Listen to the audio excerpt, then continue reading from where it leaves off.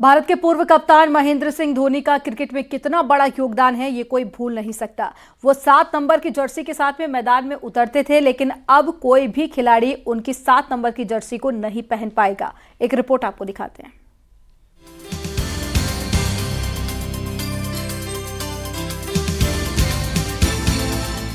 भारतीय cricket fans के लिए मैदान में 7 नंबर की जर्सी के क्या मायने हैं, ये बयां करना मुश्किल है। इस जर्सी के साथ क्रिकेट फैंस के इमोशन जुड़े हुए हैं, क्योंकि इस जर्सी के साथ भारतीय क्रिकेट की सुनहरी यादें जुड़ी हुई हैं। क्योंकि 7 नंबर की जर्सी भारत के पूर्व कप्तान महेंद्र सिंह धोनी की है, और जब वो ये जर्सी पहने मैदान में उतरकर टीम इंडिया की अगुवाई करते थे, विरोधी टीम के हौसले पस्त हो जाते थे। भारतीय क्रिकेट को चलाने वाली बीसीसीआई ने अब 7 नंबर की जर्सी को रिटायर करने का फैसला किया है। इसका मतलब ये हुआ कि अब कोई खिलाड़ी जो टीम इंडिया के लिए खेलता है वो 7 नंबर की जर्सी नहीं ले पाएगा। महेंद्र सिंह धोनी साल 2020 में अंतर्राष्ट्रीय क्रिकेट को अलविदा कह चुके हैं, लेकिन अभी वो आईपीएल खेलते हैं और चेन्नई टीम की अगुवाई करते हैं। धोनी भारतीय क्रिकेट के सबसे सफल कप्तान रहे हैं। उन्होंने टीम इंडिया को कई ट्रॉफियां दिलाई हैं, जिसमें 2 बार वर्ल्ड कप की ट्रॉफी भी शामिल है।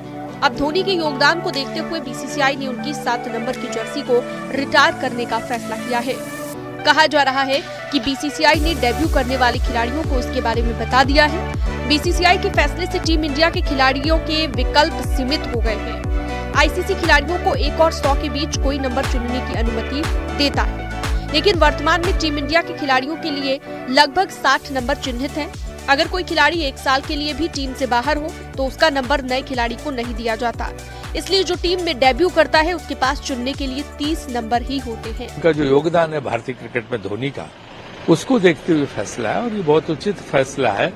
इससे जो है एक ऐतिहासिक जो 7 नंबर उनके साथ जुड़ी हुई थी जर्सी, तो अब कोई दूसरा उसको उपयोग करके वो ब्रांड डाइल्यूट न हो, इसलिए बहुत अच्छा फैसला है, इसकी सराहना करनी चाहिए। आज भी फैंस को महेंद्र सिंह धोनी की मैदान पर कमी खलती है। धोनी की अगुवाई में भारत ने साल 2007 में T20 और साल 2011 में वनडे वर्ल्ड कप जीता था।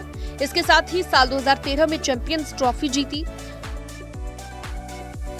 भारत में क्रिकेट के भगवान सचिन तेंदुलकर का दर्जा सबसे ऊपर माना जाता है। वहीं महेंद्र सिंह धोनी का भी अहम स्थान है। जब वो 7 नंबर की जर्सी के साथ मैच खेलने उतरते थे तो फैंस को जीत का भरोसा रहता था। धोनी ने भारत के लिए 90 टेस्ट, 350 वनडे, 98 T20 मैच खेले हैं। टेस्ट में उन्होंने 4,876, वनडे में 10,773, तो वहीं T20 मैचों में 1,617 रन बनाए हैं। धोनी के नाम 634 कैच और 195 स्टैंपिंग भी है। इससे पहले साल 2017 में सचिन तेंदुलकर की 10 नंबर की जर्सी को भी हमेशा के लिए रिटायर कर दिया गया था। इसलिए कोई भी खिलाड़ी 10 नंबर की जर्सी के साथ नहीं दिखता। अब 7 नंबर की जर्सी भी कभी नहीं दिखेगी। Bureau report, news 18।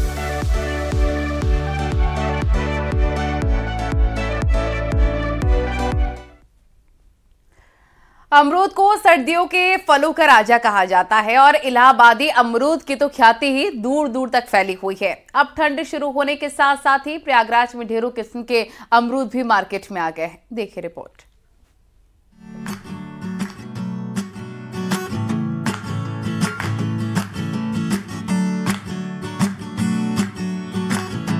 इलाहाबादी अमरूद दूर दूर तक फेमस हैं। यहाँ पैदा होने वाला अमरूद बाहर से सेब की तरह सुर्ख लाल दिखता है, तो वहीं काटने पर अंदर से लाल होता है।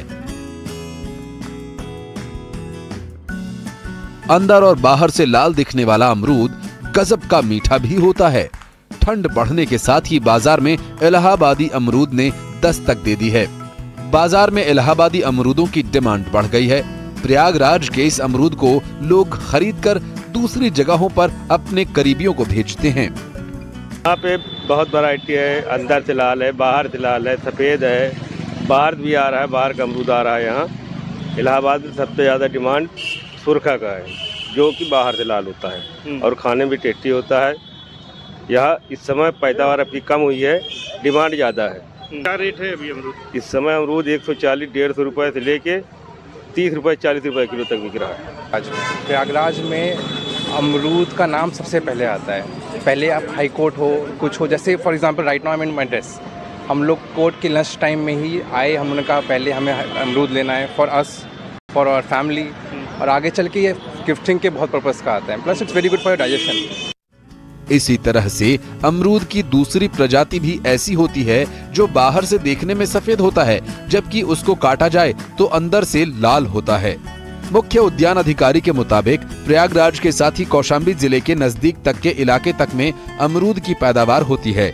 उनके मुताबिक 5000 हेक्टेयर से अधिक के क्षेत्र में अमरूद की खेती होती है। इलाहाबाद अमरूद के नाम पर बहुत प्रसिद्ध जगह है और इसकी क्वालिटी बहुत अच्छी होती है, क्योंकि यहाँ की ज़मीन और जलवायु दोनों इस अमरूद के लिए बहुत ही अच्छी है। और यहाँ का जो अमरूद था वो विश्व में प्रसिद्ध था इलाहाबादी सफ़ेदा के नाम से।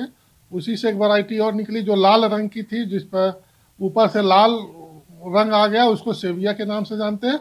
ये पूरे इंडिया में केवल इलाहाबाद में होती है।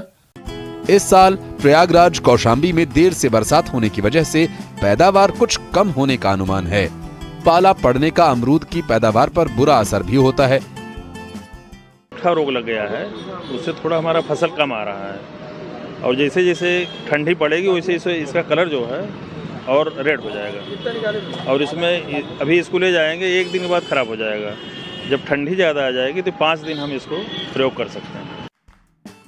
प्रयागराज के सेबिया और दूसरी किस्म के अमरूद निर्यात हों, इसके लिए सरकार प्रयास कर रही है, जिससे किसानों को भी लाभ होगा। प्रयागराज से न्यूज़ 18 के लिए सर्वेश दुबे की रिपोर्ट। और यहाँ पर वक्त हो गया एक छोटे से ब्रेक के बाद एक बार फिर से आपका स्वागत है। चलिए आगे बढ़ते हैं। बेटी के जन्म होने पर आज भी कई घरों में उत्साह नहीं देखा जाता। वहीं कान्हा की नगरी मथुरा से एक ऐसी खबर सामने आई है जो समाज के लिए एक बड़ा संदेश देने वाली है। रिपोर्ट आपको दिखाते हैं।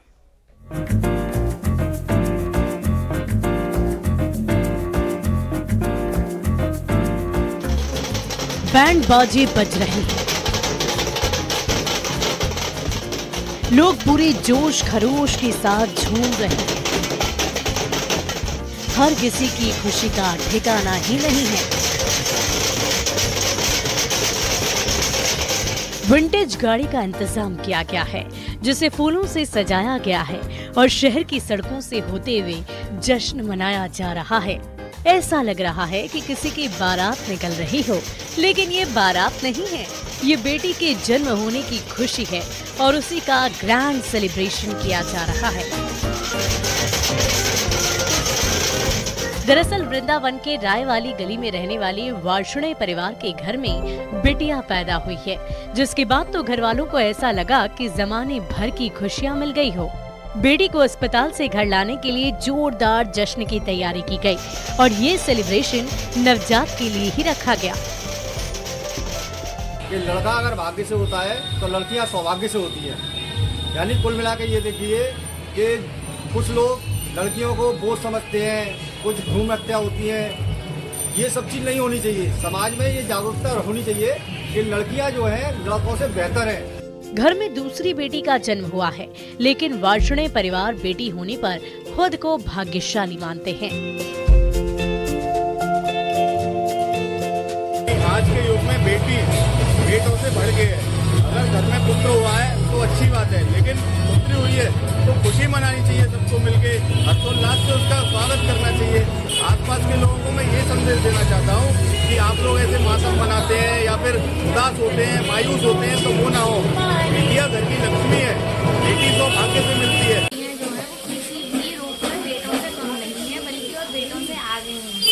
बेटा एक वंश को बढ़ाता है, लेकिन बेटियां 2 कुल की लाज रखती है, 2 घरों को संभालती है।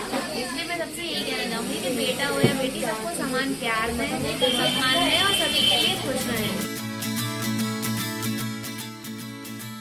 बेटी के स्वागत के लिए घर तक बैंड बाजे ढोल बजाए गए। घर के दरवाजे से लेकर पूरी गली में रेड कारपेट बिछवाया गया। बेटी को जिस विंटेज कार में लाया गया उसको दुल्हन की तरह सजाया गया। रास्ते में फूलों की वर्षा की गई। बिटिया के घर आने पर आतिशबाजी के साथ साथ आस पड़ोस में मिठाई बांटी गई। बेटा और बेटी को लेकर आज भी कई घरों में भेदभाव देखा जाता है, लेकिन वक्त बदलने के साथ साथ लोगों की सोच भी बदलने लगी है। बेटा और बेटी को समान नजरिए से देखा जाने लगा है। ये तस्वीरें उसी की मिसाल पेश करती है और साथ में समाज को बड़ा संदेश देने वाली है। मथुरा से न्यूज़ 18 के लिए नितिन गौतम की ये रिपोर्ट।